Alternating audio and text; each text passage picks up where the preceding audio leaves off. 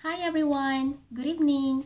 Tonight on this video, let's continue learning sentence structure in Ilocano, and I mentioned from the last video about the prefix nag also being used for tenses of verbs, and if you haven't seen that video, you can find the link below or on top.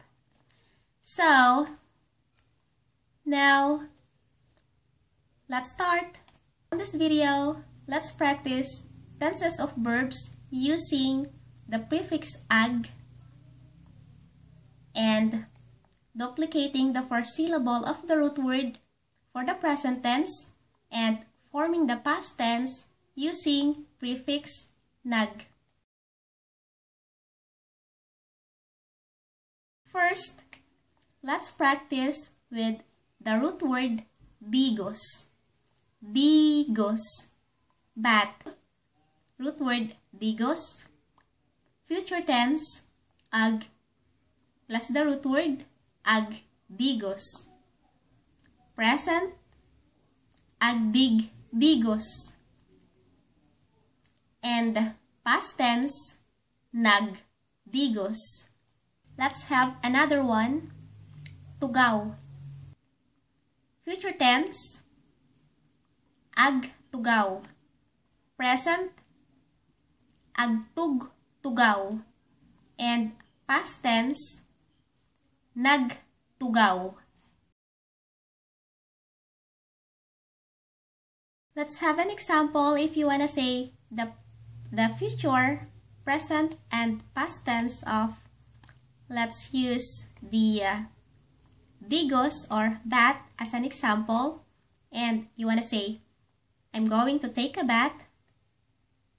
The equivalent of the pronoun I in Ilocano is ak.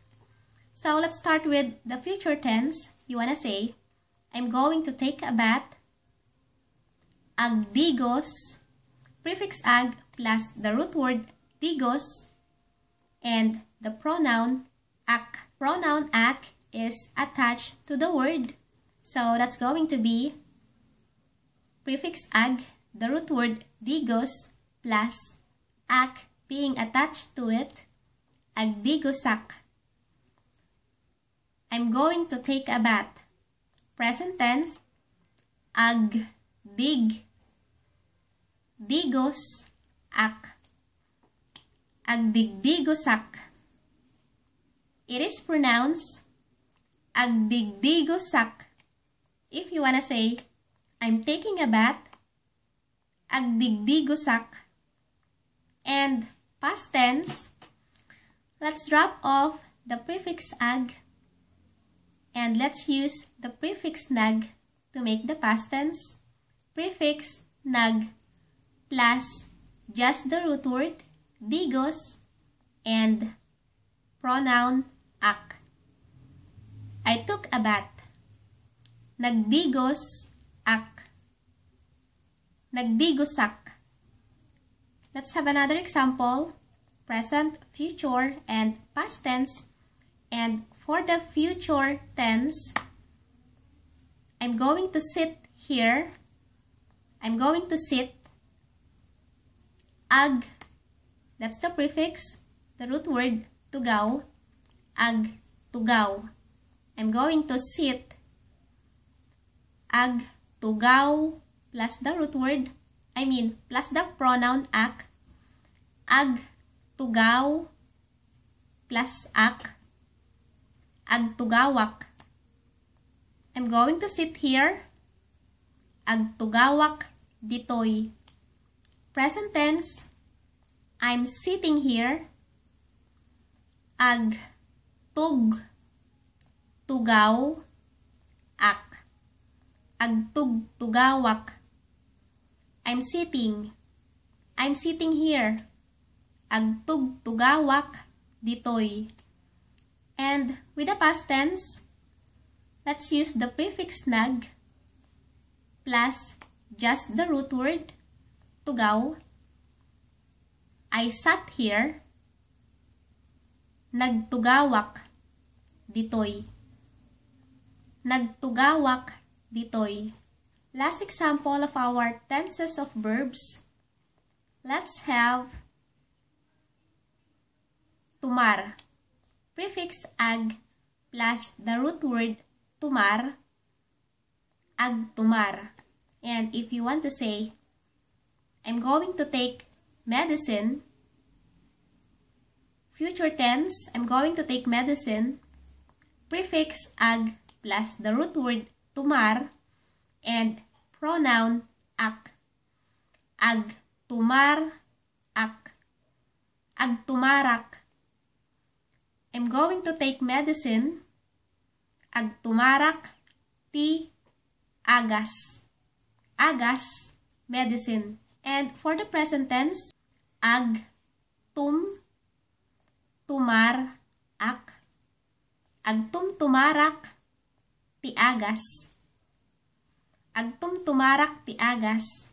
I'm taking medicine. And for the past tense, let's use the prefix nag. Nagtumar, pronoun ak. Nagtumar ak. Nagtumarak. Nagtumarak ti agas. Nagtumarak ti agas. So, we've learned about the pronoun ak, and let's say hi to another pronoun, she or he. She or he, isuna. Isuna. Example, if you want to say, let's use the present tense for digos or bath. If you want to say, she is taking a bath or he is taking a bath, agdigdigos, isuna.